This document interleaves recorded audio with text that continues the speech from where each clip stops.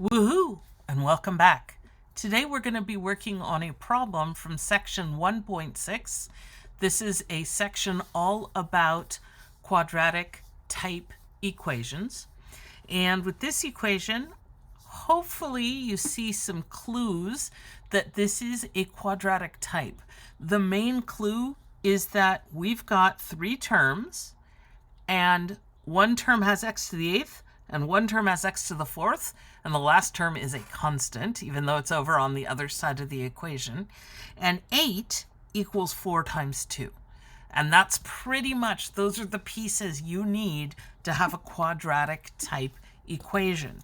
So what I'm going to do to follow up with this is I'm going to move the 16 by subtracting it on both sides so that we've got the more typical quadratic setup where we've got the 0.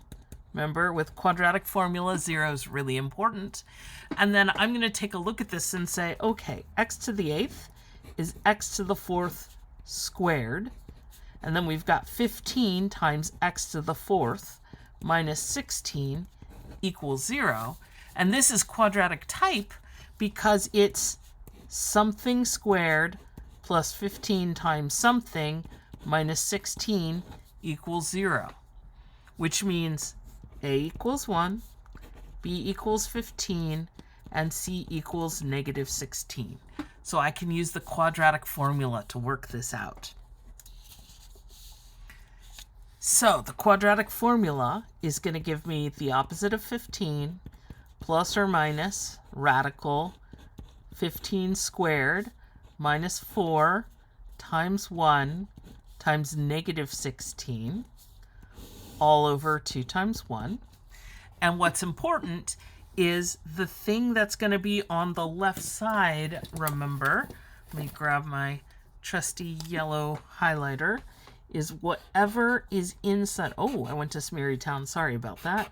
Whatever this quantity is, the thing that's being squared and then multiplied right there, that is going to be what's on the left-hand side. So that's important to remember. It's not always going to be x. Okay, so here I've got negative 15 plus or minus. Oh my goodness, I probably should pull out a calculator, but I think 15 squared is 225. And then this is going to be 2 minuses, so this will be plus 64 all over 2, which is negative 15 plus or minus radical 289 all over 2. And if I remember correctly, believe it or not, I believe that 289 is a perfect square. So let's double check. I've got my square root key right here. 289. It is, it's 17. So it's going to be negative 15 plus or minus 17 all over 2. So, and again, remember, let's not lose track of the fact that this is x to the 4th. So, I now have x to the 4th equals negative 15 plus 17 over 2, or negative 15 minus 17 over 2. So x to the 4th equals 2 over 2, or negative 32 over 2, which means x to the 4th equals 1, or negative 16. Okay, so let me grab, if I can find another sheet of paper, because we're going to work a little bit further. And of course, I do not have another piece of paper, so I'm going to write the rest of this on this little tiny card, just to give myself a little bit more room. Oh, see, even little bugs can learn math. Okay. The moth was drawn to the light of the mathematics. Woohoo. So I've got x to the 4th equals 1, or x to the 4th equals negative 16. Now, this is a big problem. Even I, remember I, our friend I I to the fourth is 1. It's positive 1. So x to the fourth equaling a negative, it's not going to work. It's not real. It doesn't involve I. It's something else. So for right now, we're going to have to write this part has no solution. We do not know what to deal with that. So we're going, oops, sorry, you can't quite see that. We're not going to go any further. We're going to stop right there.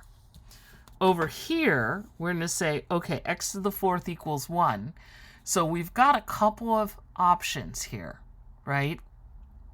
Now, either you can think of all the options, and one of the hints was right here, or we can go ahead and solve it by subtracting 1 from both sides, and then seeing this as a difference of 2 squared.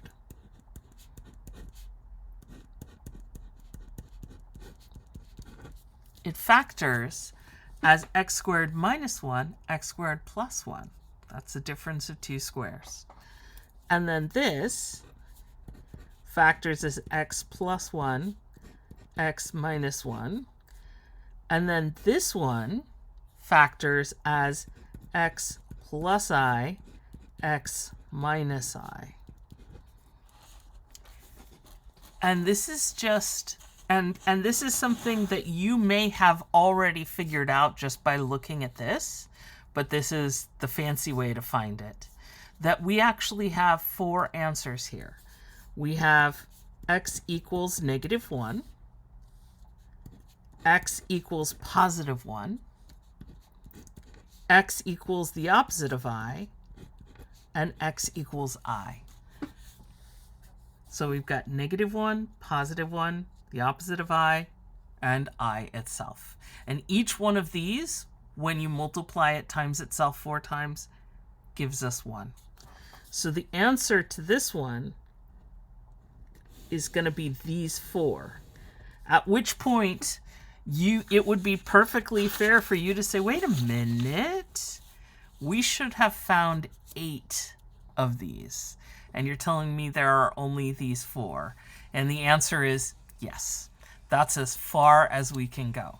Now, if this is in a section where we're allowed to answer with imaginary numbers, then include all of these. It is also possible that they just want the 2 real answers. So it'll depend on the setting. This is if they're accepting imaginary answers. This is if they all have to be real. So that's how you do this one. Woohoo! You guys are awesome. Thanks so much. And math on.